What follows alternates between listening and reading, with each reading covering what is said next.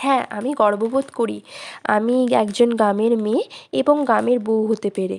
কারণ হচ্ছে সত্যি কথা বলতে কবিদের ভাষাতেও যেমনভাবে গ্রামের সুন্দর পরিবেশ ফুটে ওঠে, ঠিক সেরকমই গ্রামে যারা বসবাস করে তারা জানে যে গ্রামের সৌন্দর্যটা কীরকম।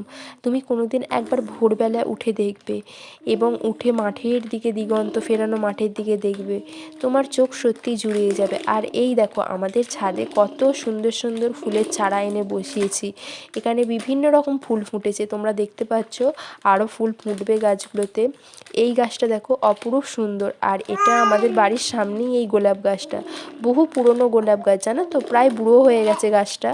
তো এই গাছটা এবারে এত সুন্দর হচ্ছে, গোলাপ ফুলগুলো এসেছে না, খুব ভালো লাগছে দেখতে। তাও তো অনেক ফুল ঝরে গেছে, তোমরা দেখতে পাচ্ছ মাটিতে পড়েই রয়েছে। এই দেখো, এই একটু আগে আমরা সবাই মিলে এই যে গোবর দিয়ে হচ্ছে আমাদের উঠানটা এরকম নেকালাম। তো আমার জায়েরা সবাই মিলে করলাম, জল ফল তুলে দেওয়া, এরম গোবর দিয়ে নেকানো। তো দেখতেই পাচ্ছ এত সুন্দর লাগে না গ্রামের পরিবেশ। যারা